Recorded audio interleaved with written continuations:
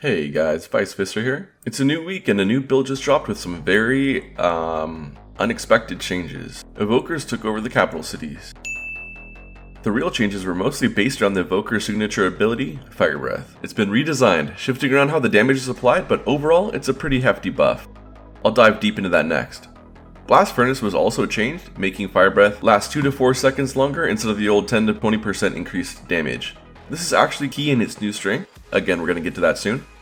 Heat Wave, once used to only buff the dot from FB by 40%, it now also affects the initial damage, which is why this absolutely bangs now.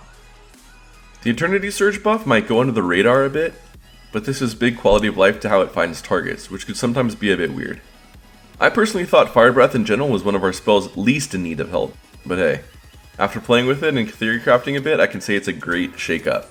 Let's break it apart. FB got a very significant change, which throws a lot of what us Devastation Evokers knew previously as fact around Fire Breath on its head. Before, the initial hit always did the same damage regardless of rank, and only the dot duration went up per Empower rank. But now, the initial hit increases heavily the higher the Empower rank, and the dot duration now goes down. Sounds weird at first, but stick with me on the key points so you can understand.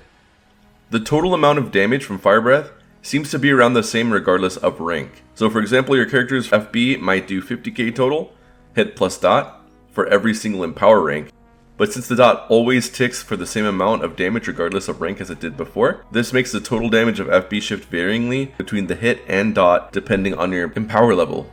Here's a bit of a visual to make it a little bit more clear how the damage application shifted.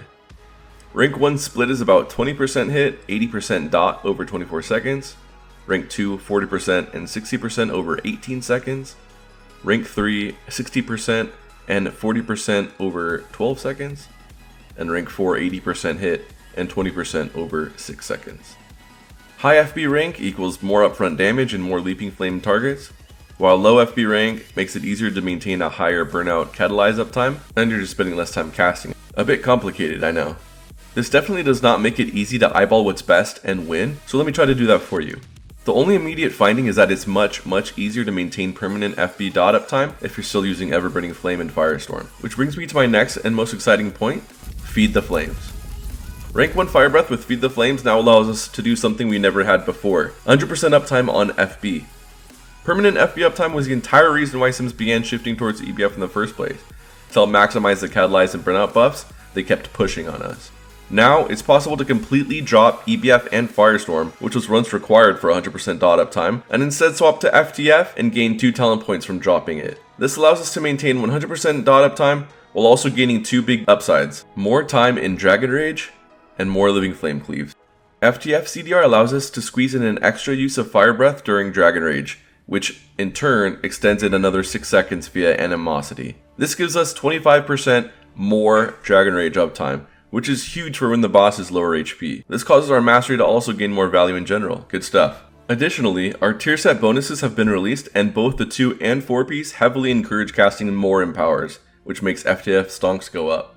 My initial thoughts are that our most optimal single target build might drop Firestorm and EBF completely, and honestly that would feel pretty good, and here's why. Initial Devastation raid testing made me wish I could cast Fire Breath more often, because so much of our burst AoE and AoE in general is locked behind our Fire Breath. More often, Fire Breath casts mean that the Living Flame that follows could line up better with ad spawns, and these changes get us there. As for AoE, well, EBF and Firestorm might not be quite dead yet.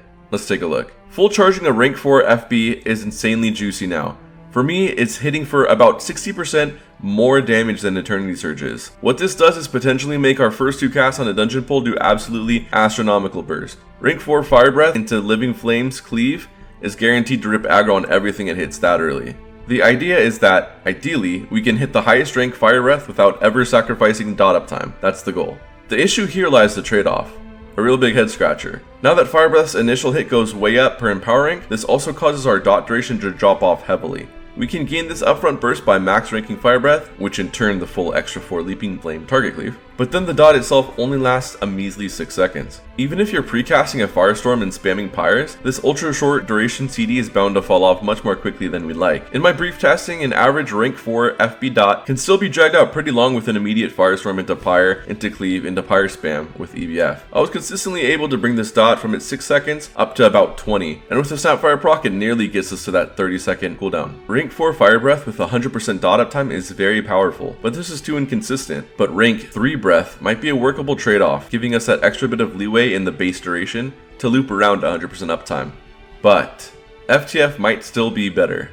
For those who didn't have early access, FTF was the go-to before EBF was changed to include all red spells, like each Firestorm tick. The entire reason why Sims swapped us to EBF in the first place was for the 100% FB dot uptime, as that synergizes so well with our kit. Now that even the rank 1 FB lasts 8 seconds longer than it used to, we can comfortably swap back from EBF to FTF without losing the permanent uptime. Even at rank 1, the 24-second dot duration means our FTF only needs 4 essence bursts worth of CDR, including the cast time, to get back to 100% dot uptime.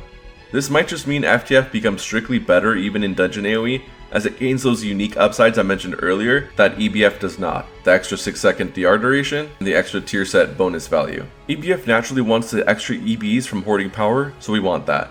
However, this 100% uptime is assuming rank 1 Fire Breath duration, 24 seconds, but that's not even close to a max rank Fire Breath like we wanted earlier as a goal. Remember, the lower our Empower rank, the less burst FB does, and the less targets Leaping Flames cleave to, which is a very big deal on AoE considering these should often be buffed heavily by Scarlet Adaptation, in theory. Our new goal with FTF is managing a balancing act between casting FBs at as high of a rank as possible without losing a significant amount of dot uptime, because this means Catalyze and Burnout lose value. Unfortunately, the highest rank FTF might be able to get away with without losing any dot uptime is rank 2, as a base duration of 18 seconds, and even then, if you get a little bit unlucky with EB procs, even that might not be enough.